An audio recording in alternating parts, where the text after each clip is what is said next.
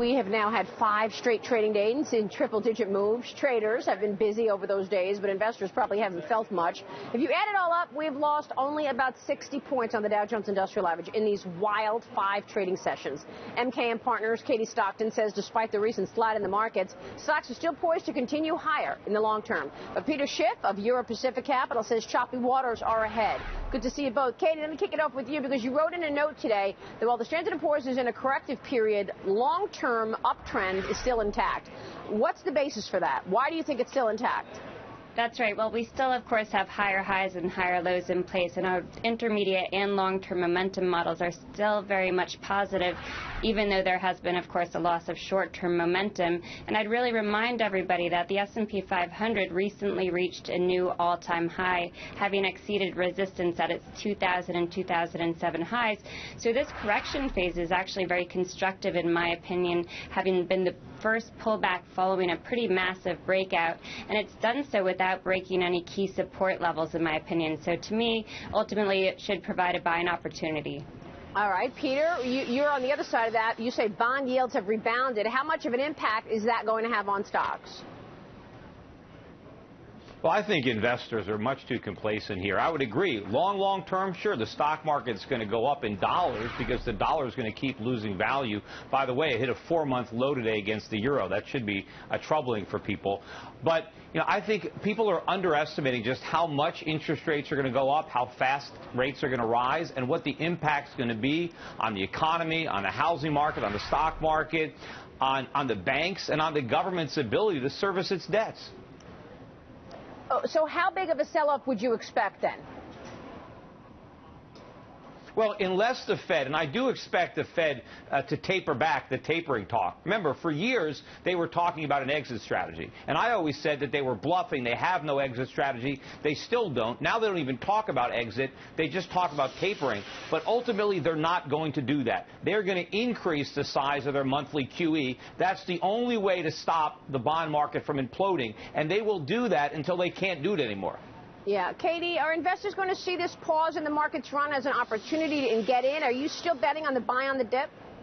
I'm still betting on it, and of course when we see a correction it never feels good, and that's what's happening, and it actually has affected some of the sentiment indicators that we track positively. So they're not at extreme levels, but it's pretty constructive to have seen what had been arguably an overly bullish market in terms of retail investor sentiment sort of retrace from that overly bullish level. So to me, this is an opportunity. What I'd like to see now is short-term momentum improve, so I think it's only a matter of days to maybe a couple of weeks before we do see that. Meanwhile, we have a little consolidation phase in place, which tends to be very frustrating for a lot of people. It represents a relative sort of balance between supply and demand.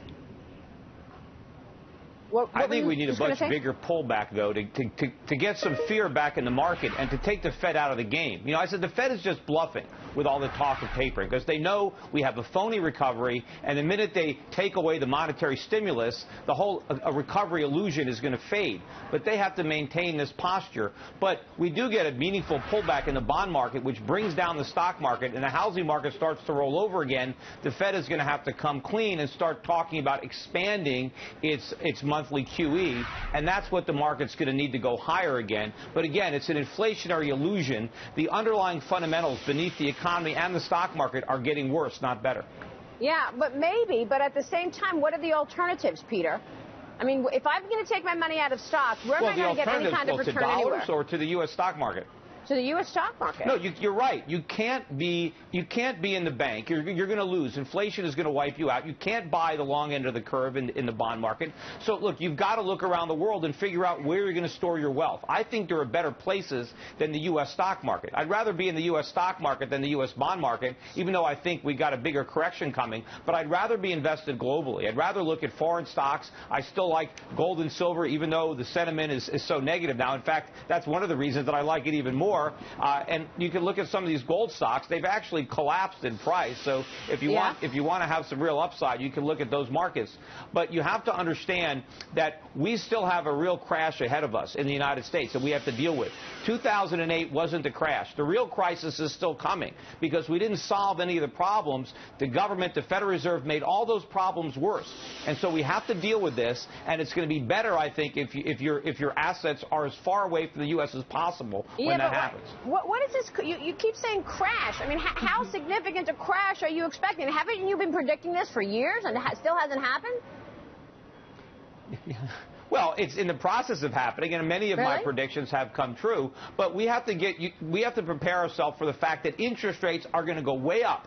And when they do, all those banks that we bailed out because they were too big to fail, they're all going to fail again. And this time, we're not going to be able to bail them out. The housing market isn't finished going down. It has to go down more, and the government cannot afford to pay the interest on the national debt, let alone retire it when interest rates go up. So we're going to have to come to terms with these massive macroeconomic imbalances of spending too much, of borrowing too much, of not producing enough, not exporting enough, not investing enough. All these things that the Fed is papering over with QE, we're going to have to deal with these problems. And they're much more massive today than they were in 2008. So if you thought that downturn was bad, you ain't seen nothing yet. Katie, do you have any reaction to that real quick?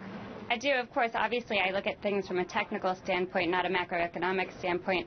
But I would highlight that the 10-year Treasury yield has actually been positively correlated with the S&P 500. And again, I would remind folks that we've broken out from a 13-year trading range, and that projects upside not only in the months to come, but also years to come. So why fight the momentum? Just try to be on the right side of the trends, which, of course, in gold and silver is very much lower.